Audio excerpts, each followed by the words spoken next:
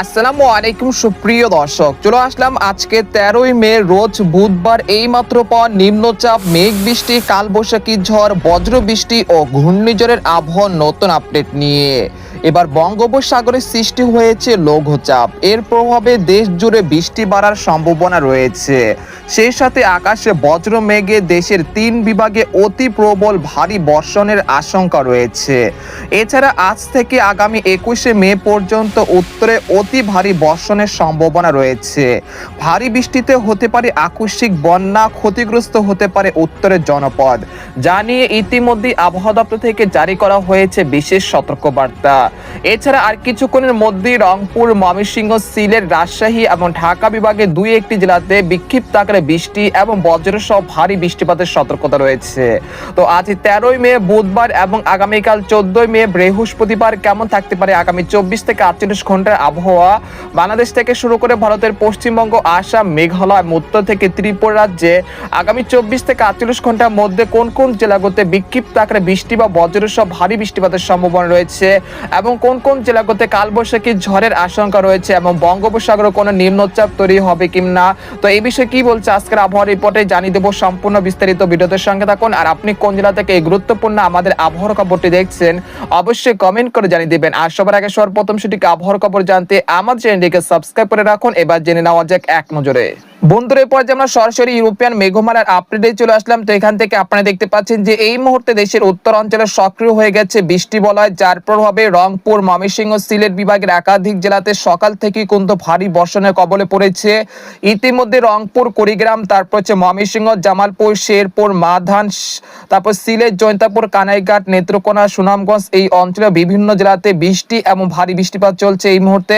পরবর্তীতে আজ রাতের মধ্যে রাজশাহী, চাঁপাইনবাবগঞ্জ, সিংড়া, বগুড়া, কুষ্টিয়া, নাটোর, সিরাজগঞ্জ, পাবনা, নাগারপুর, তারপর রয়েছে কাপাসিয়া, কিশোরগঞ্জ, তারপর ঢাকা, মানিকগঞ্জ, তারপর সিরাজগঞ্জ, ফরিদপুর, টাঙ্গাইল এই অঞ্চলে 2-1টি জেলাতে বৃষ্টি এবং বজ্রসহ ভারী বৃষ্টিপাতের সম্ভাবনা রয়েছে আজ রাতের মধ্যে। তাছাড়া সিলেট, জৈন্তাপুর, কানাইঘাট, মৌলভীবাজার, লাখাই, তারপর রয়েছে ব্রাহ্মণবাড়িয়া, কুমিল্লা এর আশেপাশ জেলাগত বৃষ্টি এবং বজ্রসহ ভারী বৃষ্টিপাতের সম্ভাবনা রয়েছে আজ রাতের মধ্যে। এছাড়া বঙ্গোপসাগর এই মুহূর্তে একটি নিম্নচাপ অবস্থান করেছে, যেটা বঙ্গোপসাগরে শেষ হয়ে যেতে পারে। তবে এর অগ্রভাগে যে মেঘগুলো সৃষ্টি হচ্ছে, যেগুলো বাংলাদেশ এবং পশ্চিমবঙ্গের যে উপকূলীয় যে অঞ্চল রয়েছে সেখানে কিন্তু প্রবেশ করছে, যার প্রভাবে দেখা যাচ্ছে যে দেশের উত্তর অঞ্চলের রংপুর, ময়মনসিংহ, সিলেট বিভাগের একাধিক জেলাতে টানা ভারী বর্ষণের সম্ভাবনা রয়েছে আগামী 5 দিন। তো আপনারা দেখতে পাচ্ছেন যে আজ বিকেল বা সন্ধ্যার মধ্যে দেখা যাচ্ছে ঢাকা, তারপর রয়েছে ফরিদপুর, নাগারপুর, কাপাসিয়া, কিশোরগঞ্জ, শায়লকুপা, মেহেরপুর, চুয়াডাঙ্গা, যশোর, লোহাগাড়া, খুলনা, পিরোজপুর, বরিশাল, মাদারীপুর এই অঞ্চলে কোথাও কোথাও বিক্ষিপ্ত আকারে বৃষ্টি বা বজ্রসহ বৃষ্টিপাতের সম্ভাবনা রয়েছে। এছাড়া ভারতের পশ্চিমবঙ্গের বর্ধমান, আরামবাগ, চন্দননগর, শান্তিপুর, দুর্গাপুর, কাটোয়া, বানকুলিয়া, পুরুলিয়া এই অঞ্চলে কোথাও কোথাও বিক্ষিপ্ত আকারে বৃষ্টি বা বজ্রসহ বৃষ্টিপাত হতে পারে আজ সন্ধ্যা বা রাতের মধ্যে। এরপর দেখতে পাচ্ছি যে রাত 11টার দিকে আবারও সক্রিয় হয়ে গেছে বৃষ্টি বলয়। রংপুর, ময়মনসিংহ, সিলেট বিভাগের একাধিক জেলাতে টানা অতি ভারী বর্ষণের সম্ভাবনা রয়েছে। এতে করে সিলেট বিভাগের যে সাতক, তারপর সুনামগঞ্জ, মৌলভীবাজার, মাধান এবং হাওর অঞ্চল রয়েছে সেখানে কিন্তু পানি জমে যেতে পারে এবং আকস্মিক বন্যার সৃষ্টি হতে পারে।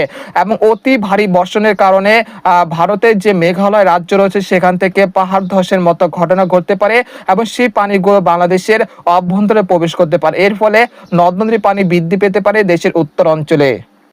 এর ফলে তিস্তা নদীর পানি কিন্তু বৃদ্ধি পাওয়ার আশঙ্কা রয়েছে আগামী 5 দিনে। তাই অবশ্যই যারা তিস্তা তীরবর্তী অঞ্চলে রয়েছেন তারা অবশ্যই পূর্ব প্রস্তুতি নিয়ে রাখবেন। এরপর আমরা দেখতে পাচ্ছি যে রাত 2টার দিকে রংপুর, ময়মনসিংহ, সিলেট বিভাগের একাধিক জেলাতে লাগাতার বৃষ্টিপাত হচ্ছে।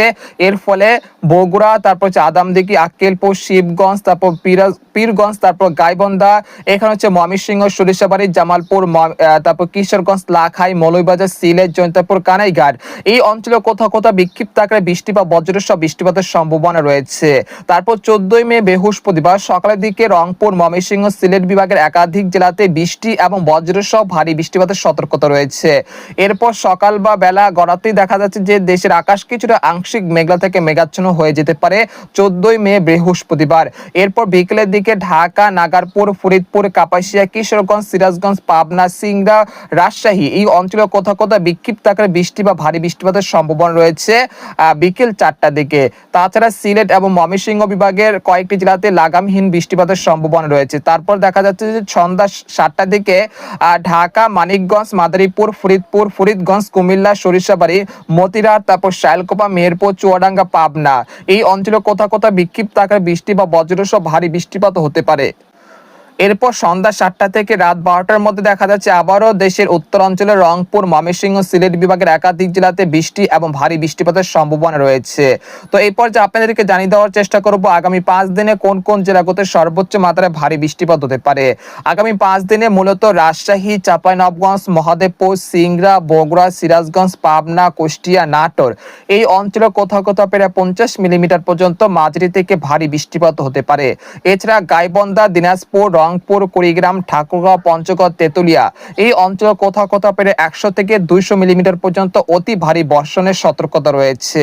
এছাড়া সরিষাবাড়ি, ময়মনসিংহ, জামালপুর, শেরপুর, ফুলপুর, মাধান, নেত্রকোনা এই অঞ্চলে কোথাও কোথাও প্রায় 100 থেকে 150 মিলিমিটার পর্যন্ত অতি ভারী বর্ষণ হতে পারে।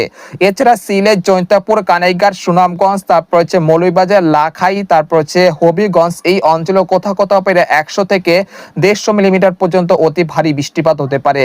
এছাড়া ঢাকা, ফরিদপুর, মাদারীপুর, তারপর নাগারপুর, কাপাসিয়া, কিশোরগঞ্জ এই অঞ্চলে কোথাও কোথাও প্রায় 50 থেকে 60 মিলিমিটার পর্যন্ত মাঝারি থেকে ভারী বৃষ্টিপাত হতে পারে।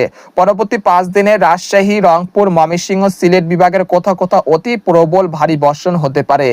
এর ফলে সিলেট বিভাগের যে নিম্ন অঞ্চল রয়েছে সেখানে আকস্মিক জলাবদ্ধতার সৃষ্টি হতে পারে।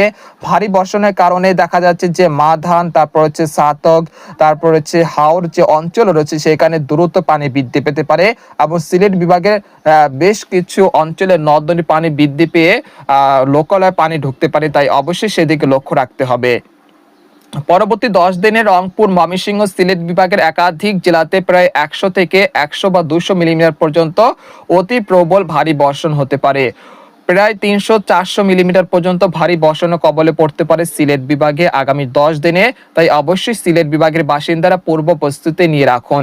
এছাড়া ঢাকা, খুলনা, বরিশাল, চট্টগ্রাম বিভাগের অধিকাংশ জেলার আকাশ এ সময় আংশিক মেঘলা থেকে মেঘাচ্ছন্ন থাকতে পারে, আবার কোথাও কোথাও মেঘের আনাগোনা থাকতে পারে এবং কিছুটা বিক্ষিপ্ত আকারে বৃষ্টিপাত হতে পারে।